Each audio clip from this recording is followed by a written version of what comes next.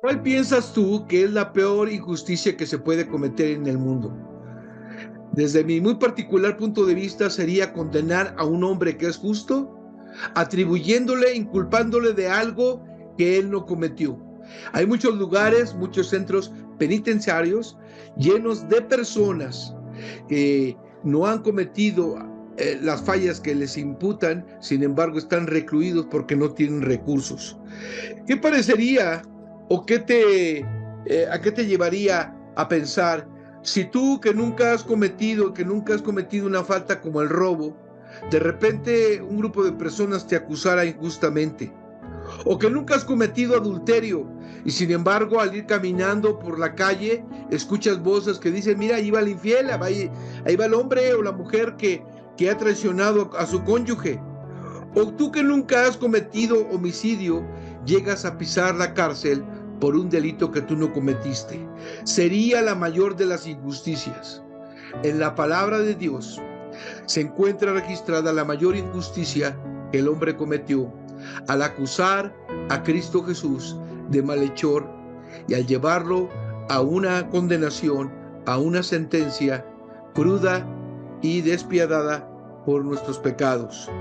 Esta es la situación que vivió Jesús. Siendo inocente, siendo el Santo de Dios, siendo el Cordero de Dios, fue eh, condenado, fue sentenciado por algo, por un delito, por faltas que él nunca cometió.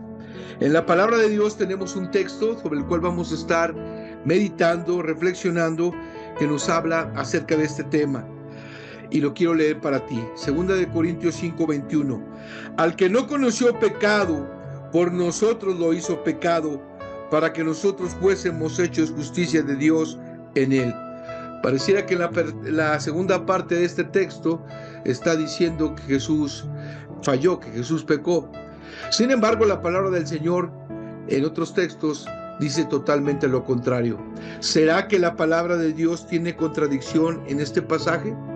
¿Será que realmente Jesús se manchó sus manos y su vida con el pecado que estaba cargando de la humanidad al ir a la cruz del Calvario? Creo que la palabra de Dios tiene la respuesta y pasaremos unos minutos meditando en ella. Así es que te invito a que no te levantes de tu lugar y vayamos juntos a la palabra de Dios a despejar esta incógnita. Vamos a orar. Amado Padre Celestial, te damos gracias, Señor, en esta tarde porque nos permites una vez más meditar en este precioso libro, el libro sagrado, tu libro, Señor, que nos has dejado para que nosotros te conozcamos y para que a través de ella podamos saber que Cristo Jesús es nuestro Señor y Salvador. Padre Celestial, sabemos que tu Hijo amado no pecó, sabemos que Él fue santo en toda su manera de vivir. Sin embargo, este pasaje queremos entenderlo, queremos interpretarlo correctamente. Danos las herramientas y la sabiduría necesaria para hacerlo y dejarnos enseñar por ti, Señor. Porque tú eres nuestro Maestro, nuestro Señor. En el nombre de Jesús. Amén.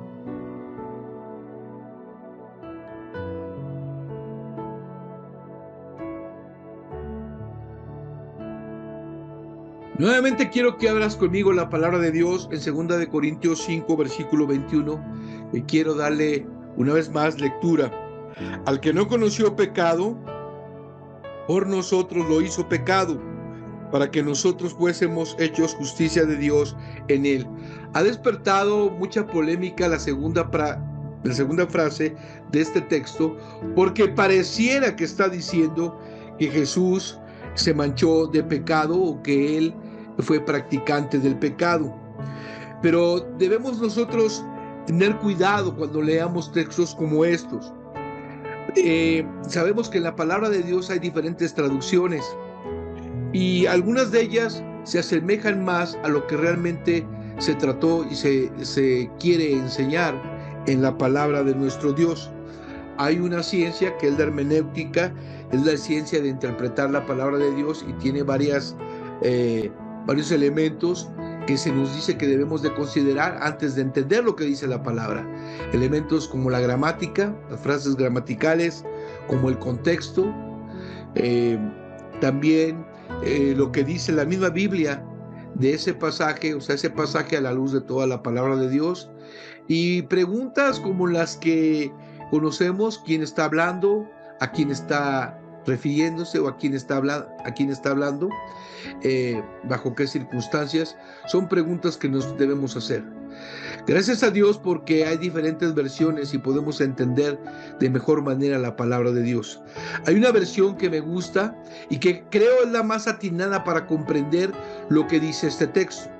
Pero quiero nuevamente leer lo que dice la traducción Reina Valera 60 y después voy a leer la traducción Nueva Traducción Viviente para entender la diferencia y para poder comprender el significado verdadero de este texto. Reina Valera dice: al que no conoció pecado, por nosotros lo hizo pecado, para que nosotros fuésemos hechos justicia de Dios en él. Pero la Nueva Traducción Viviente dice: pues Dios hizo que Cristo, quien nunca pecó, fuera la ofrenda por nuestro pecado, para que nosotros pudiéramos estar en una relación correcta con Dios por medio de Cristo. Segundo texto de la traducción, la Nueva Traducción Viviente, es acertado. Si nosotros leemos el texto, en la primera parte está hablando de la persona o el sujeto de quien se está hablando, quien es Cristo Jesús. ¿En relación a qué? A la muerte que iba a tener en la cruz, en relación a lo que iba a padecer. Pero habla allí y hace la aclaración que Cristo nunca pecó. Pero la segunda parte se refiere de manera concreta a la acción de Jesús en la cruz. ¿Cuál fue esa? Que Él fue ofrenda por nuestro pecado. De modo que esta traducción es aún más acertada que la de Reina Valera. ¿Por qué? Porque la traducción viviente dice que Cristo nunca pecó. Sin embargo, Él fue la ofrenda por nuestro pecado para que nosotros pudiéramos estar en una relación correcta con Dios por medio de Cristo. Esto quiere decir que Cristo se dio por nosotros. Esa ofrenda que tanto el Antiguo Testamento, el libro de Isaías, hablaba en capítulo 53, como Hebreos, el libro de Hebreos, solamente en Cristo lo encontramos. Es verdad que cuando Juan el Bautista vio venir a Jesús, fue muy atinado lo que dijo, guiado por el Espíritu Santo: he aquí el Cordero de Dios que quita el pecado del mundo. En el Antiguo Testamento, la idea de cubrir los pecados, la idea de perdonar pecados, tenía que ver con la palabra cubrir, porque era solamente por un momento. Cuando la persona se acercaba, iba con el sacerdote y llevaba el becerro o el cordero para que fuese sacrificado por sus pecados. Esa sangre cubría de manera momentánea su pecado, pero el día de mañana volvía a fallar la persona, tenía que traer otro cordero para nuevamente cubrir el pecado. En el Nuevo Testamento, esta palabra o esta idea es cambiada por quitar totalmente. Cuando Cristo Jesús va a la cruz y es sacrificado, muerto por nuestros pecados, y su sangre es desparramada en el madero, esa sangre bendita que nos limpia de todo pecado, en ese momento Cristo, para todo aquel que se arrepiente y cree, está levantando, está quitando de manera total y para siempre el pecado o la condenación y la gravedad, la responsabilidad del pecado. De modo que, de una manera correcta, viendo nuevamente el texto de 2 Corintios 5:21 en la traducción viviente, podemos nosotros entender que Cristo nunca pecó y que Cristo es el Cordero que quitó el pecado del mundo, el que pagó por nosotros. Dicho todo esto, es un error entonces enseñar que Cristo fue pecador. Eso no es bíblico. Por el contrario, gracias a Dios, porque este versículo se hace la aclaración que Jesús nunca pecó. La primera frase del versículo dice que Jesús fue sin pecado. Ahora hay algo muy importante que entendamos. Jesucristo, por experiencia, nunca fue practicante del pecado, no pecó por experiencia. Nunca vamos a encontrar ningún texto ni a alguna persona que se haya atrevido a registrar, a oír, a ver que Jesucristo haya dicho o haya hecho algo incorrecto, algo en que fallara. No lo vamos a encontrar. Entonces, ¿cómo fue que Jesucristo tuvo ese conocimiento en relación al pecado? Pues fue de manera teórica.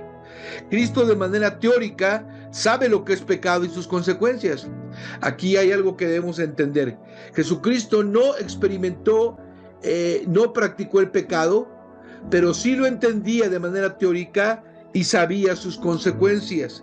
¿Y sabes por qué decimos esto? Porque la palabra de Dios en este versículo de 2 Corintios 5, 21 nos está diciendo que Jesús no hizo pecado. Él es el sin pecado. Él dice la palabra de Dios que nunca pecó. Hebreos 5:15 nos dice: porque no tenemos un sumo sacerdote que no pueda compadecerse de nuestras debilidades, sino uno que fue tentado en todo según nuestra semejanza, pero sin pecado. Esto es importante. Entender que Cristo Jesús, que aunque estuvo en la carne, aunque tuvo tentaciones, aunque tuvo problemas y circunstancias estando como hombre, nunca pecó. No hubo alguien, aún al día de la muerte, dice el libro de Sofonías, que él guardó silencio por amor. No podemos nosotros concebir la idea de entender esta frase, de esta frase en relación al pecado, como que Jesús pecó. No, jamás lo podemos aceptar, porque la Biblia nos dice y nos enseña que Jesús no pecó. Jesús siempre fue santo. Nunca perdió su condición de santidad, aún estando en la tierra. ¿Y sabe por qué? Porque se necesitaba un sacrificio perfecto, un sacrificio santo totalmente, para poder expiar los pecados del hombre delante del Padre Celestial. Todo lo que la humanidad no pudo hacer con tan solamente un mandato que Dios dio al hombre en el huerto del Edén, de que no tomara del fruto prohibido, Dios, en la persona de Cristo obedeció todos los puntos que su Padre le dio a cumplir aquí en la tierra, y que solamente se resumen en una palabra: muerte. Él murió en la cruz por nosotros. Nuestro pecado fue imputado a Cristo, pero esto no significa que Jesucristo se manchó al cargar el pecado de nosotros. Esto no significa que Jesús se hizo pecador por nosotros, porque aún en la cruz, llevando nuestras faltas, llevando nuestro pecado, Él seguía siendo el Cordero sin mancha. Claro, fue conocido como el varón de dolores porque experimentó el quebranto, experimentó el dolor, la angustia, el sufrimiento de cargar por toda la vileza del hombre. Sin embargo, Él lo hizo y nunca perdió su condición de santidad. El pecado estaba sobre Él cuando Él lo estaba cargando, pero nunca el pecado entró en su vida, en su corazón. Circunstancia diferente con el hombre. El hombre nace y es engendrado en pecado. Dentro de su corazón hay pecado, fuera de su vida hay pecado, y solamente Cristo Jesús, con su sangre preciosa, nos limpia de todo pecado. Es interesante también entender lo que dice la segunda frase de 2 Corintios 5:21. Dice que este sacrificio y el cargar el pecado de Cristo Jesús tuvo un propósito específico. Dice: para que nosotros fuésemos hechos justicia de Dios en Él, para que usted y yo, amado creyente, para aquel que se ha arrepentido de sus pecados y ha depositado su fe en Cristo Jesús, pudiera ser partícipe de la justicia de Dios. ¿Cómo es esto?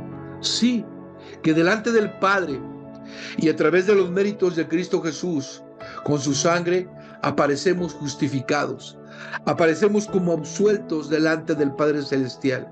Y la idea de esta palabra fue tomada de una idea de los tribunales romanos, cuando se examinaba una persona y no se encontraba culpa y se decía: este está absuelto. Pero en el caso de nosotros, de usted y en el caso mío, somos pecadores delante de Dios, pues la Biblia dice que no hay justo ni aún uno. Sin embargo, al venir a Cristo Jesús, arrepentirnos de nuestro pecado y depositar nuestra fe en Él, la sangre y el sacrificio de Cristo Jesús nos limpia y nos justifica delante de Dios.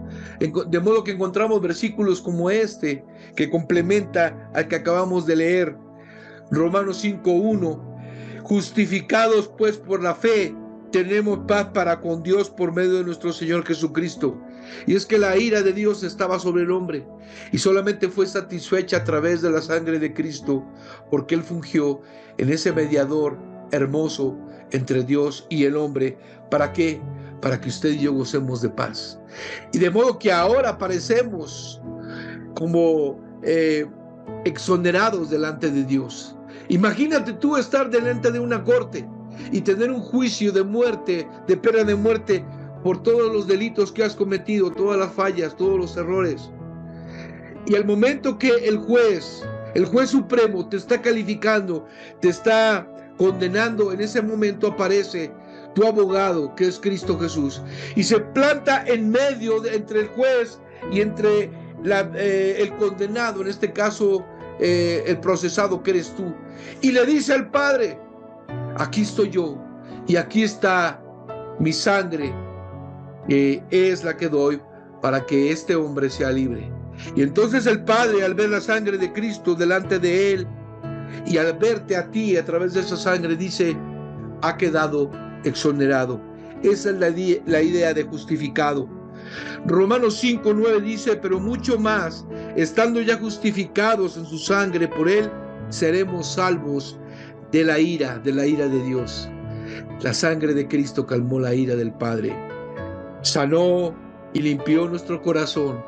La sangre de Cristo nos restableció y nos puso como una persona nueva delante de Dios, como pecadores redimidos, comprados por sangre preciosa. Por eso 1 Corintios 6:11 dice que Dios nos justifica. Y esto erais algunos, mas ya habéis sido lavados, ya habéis sido santificados, ya habéis sido justificados en el nombre del Señor Jesús y por el Espíritu de nuestro Dios.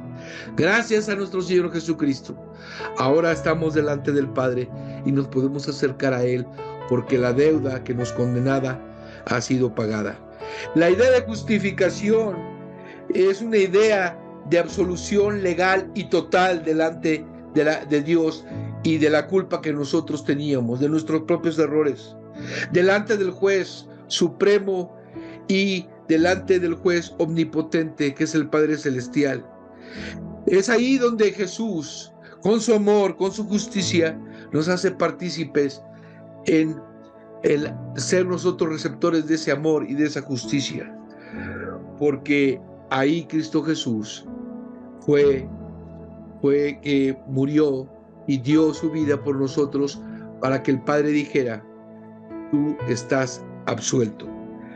De modo que podemos concluir que este versículo de 2 Corintios 5:21 que venimos meditando no dice que Jesús sea pecador.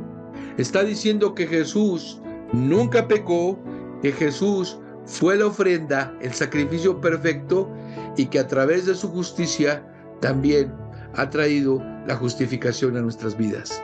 Qué hermosa es la palabra de Dios cuando podemos entender que Dios hizo todo lo posible y dio lo más querido a su Hijo Jesucristo para que fuésemos salvos por medio de Él, porque Él fue el hombre justo, sin pecado. Damos la honra y la gloria a nuestro Dios por lo que hizo por nosotros en la cruz del Calvario. Señor, bendito seas. Bendito seas, Padre, porque tú te diste por nosotros, el justo por los injustos, porque tú no conociendo pecado, ni habiendo hecho algo malo en tu vida, sino por el contrario, siempre en santidad, siempre en perfecta armonía tu vida. Señor, tú cargaste nuestra maldad, llevaste todos nuestros delitos, Señor, nuestras faltas, y nos diste vida cuando nosotros estábamos muertos, Señor. Yo te doy gracias y alabo tu santo nombre, porque hoy sé que el Dios que me ama, el Dios que nos ama, vino a esta tierra y vivió una perfección en santidad para salvarnos, dando su sangre preciosa en el madero.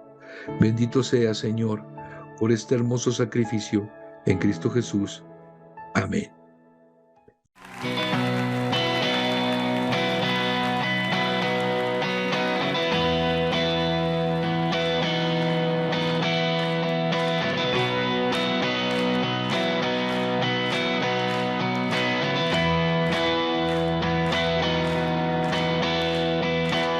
Quien rompe el poder del pecado, su amor es fuerte y poderoso, el Rey de gloria, el Rey de majestad. Conmueve el mundo con su estruendo y nos asombra con maravillas, el Rey de gloria, el Rey de majestad. Gracias sublimes, perfecto es su amor. Tomaste mi lugar, cargaste tú mi cruz. Tu vida diste ahí, y ahora libre soy. Jesús, te adoro por lo que hiciste en mí.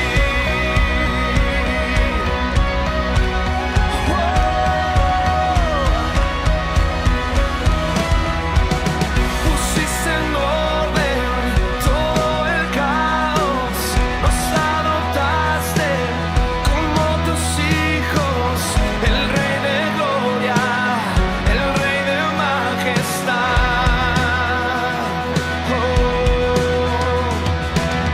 El que gobierna con su justicia y resplandece con su belleza, el Rey de gloria, el Rey de majestad. Gracias sublimes, perfecto es tu amor. Tomaste mi lugar, cargaste tú mi cruz. Tu vida diste ahí, y ahora libre soy. Jesús, te adoro por lo que hiciste en mí.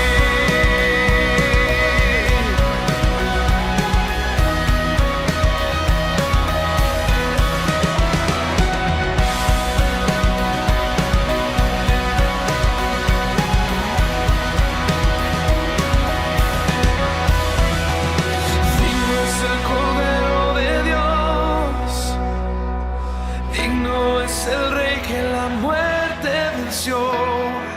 Digno es el Cordero de Dios, digno es el Rey que la muerte venció.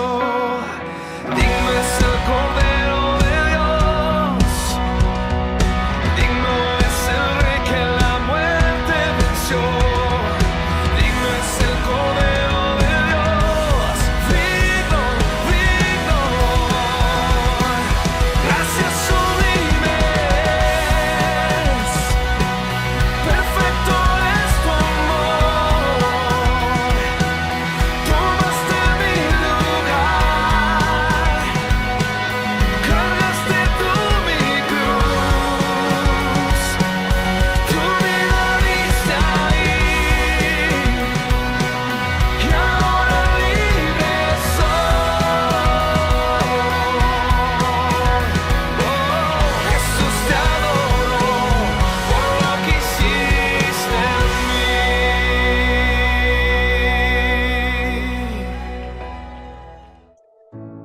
Qué dicha poder saber que Cristo Jesús se dio por nosotros, ¿no crees? Creo que hemos aprendido bastante esta tarde y este aprendizaje o este conocimiento que Dios nos ha dado en esta reflexión nos compromete Nos compromete para seguirle, para amarle de todo corazón, con todas nuestras fuerzas y para vivir una vida en santidad. Que Dios te bendiga, querido hermano. Te mando un abrazo desde este lugar y oramos para que el Señor siga alumbrando nuestra vida. Nos vemos en la próxima emisión. Bendiciones. Hasta pronto.